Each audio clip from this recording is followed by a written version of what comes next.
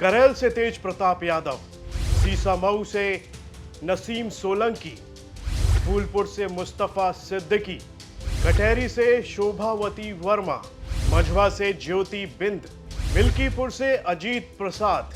ये नाम आपने सुने, ये 6 नाम उन उम्मीदवारों के हैं जिन्हें समाजवादी पार्टी की ओर से उपचुनावों के लिए प्रत्याशी बनाया गया है। यूपी की 10 विधानसभा सीटों पर जल्द ही उपचुनाव होने वाला है। हालांकि तारीख का ऐलान अभी तक नहीं हुआ है। इन 10 सीटों में से अब तक 6 सीटों पर समाजवादी पार्टी की ओर से प्रत्याशियों के नामों का ऐलान किया गया है।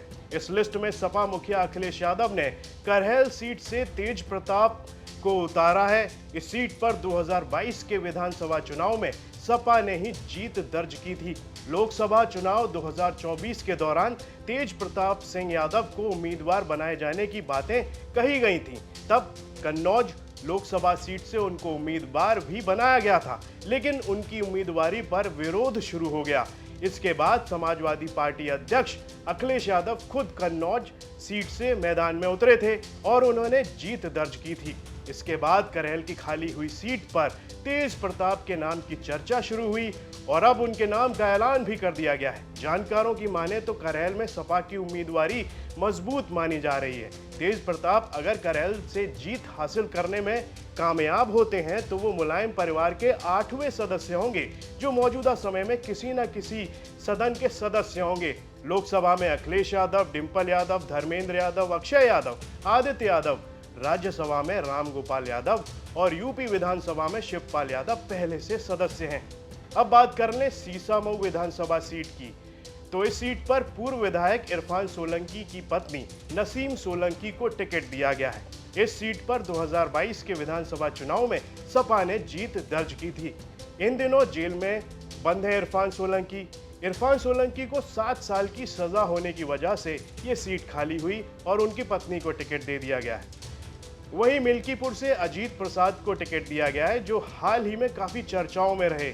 अयोध्या से सांसद अवधेश प्रसाद के बेटे हैं। विधानसभा उपचुनाव के लिए सबसे चर्चित सीट मानी जा रही मिल्कीपुर पर अयोध्या से सांसद अवधेश प्रसाद के बेटे अजीत प्रसाद को सपा ने भरोसे में रखा है और उनको भरोसा जताते हुए ये टिकट दी है। अजीत प्रसाद को टिकट मिलने की अटकलें काफी पहले से लगाई जा रही थी। इस सीट पर 2022 के विधानसभा चुनाव में सपा ने ही जीत दर्ज की थी। अखिलेश यादव ने फूलपुर विधानसभा सीट से मुस्तफा सिद्दीकी को टिकट दिया है। फूलपुर सीट पर बीजेपी ने 2022 के विधानसभा चुनाव में जीत दर्ज की थी। यहाँ के बीजेपी विधायक प्रवीण पटेल के सांसद बनने की वजह से उपचुनाव होना है। अब बात कर लेते हैं मझवा सीट। मझवा सीट से ज्योति बिंद को मैदान में उतारा गया है। मझवा सीट पर 2022 के विधानसभा चुनाव में बीजेपी ने जीत दर्ज की थी। मिर्जापुर जिले की मझवा सीट पर भदोही के पूर्व सांसद रमेश बिंद की बेटी डॉक्टर ज्योति बिंद को प्रत्याशी बनाया गया है। रमेश बिंद इस साल लोकसभा चुनाव से ठीक पहले बीजेपी छोड़ सपा में आ गए थे।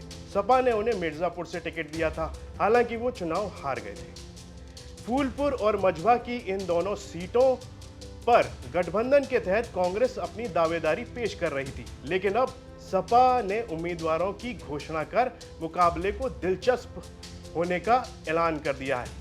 कांग्रेस अभी तक गठबंधन के लिए 5 सीटों पर अपना दावा कर रही थी, लेकिन इससे पहले ही सपा ने उम्मीदवारों का ऐलान कर दिया गया है। यानी देखा जाए तो अब कांग्रेस को उसकी डिमांड के हिसाब से 5 सीटें मिलने की संभावना नहीं है। इससे यह तय हो जाता है कि सपा इस उपचुनाव के लिए कांग्रेस को 1 या फिर 2 सीट देने का मन बना चुकी है। हालांकि अभी तक गठबंधन की तस्वीर पूरी तरह से साफ नहीं हुई है।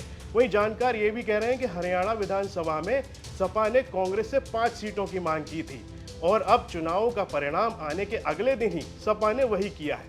अखिलेश ने बिना समय गंवाए 6 में से अब तक कांग्रेस के लिए 1 भी सीट नहीं दी है, तो हुआ ना टिट फॉर टैट।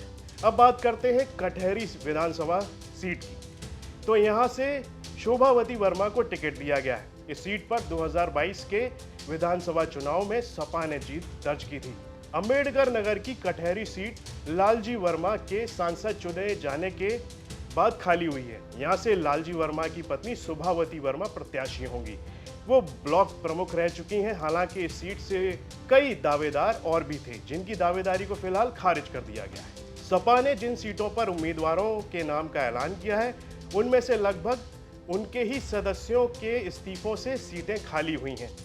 खास बात यह है कि सपा ने उम्मीदवारों का ऐलान करने में अपने पीडीएफ फॉर्मूले को पूरी तरह से ध्यान में रखा है। लोकसभा चुनाव के बाद खाली हुई सीटों पर उपचुनाव की तारीखों का ऐलान किसी भी दिन हो सकता है। भारत निर्वाचन आयोग ने आगामी चुनाव की तैयारी लगभग पूरी कर ली है। ये वीडियो आपको कैसा लगा आप कमेंट में लिखकर हमें ज़रूर बताएं और यूपी की खबरें देखने के लिए आप देखते रहिए यूपी तक।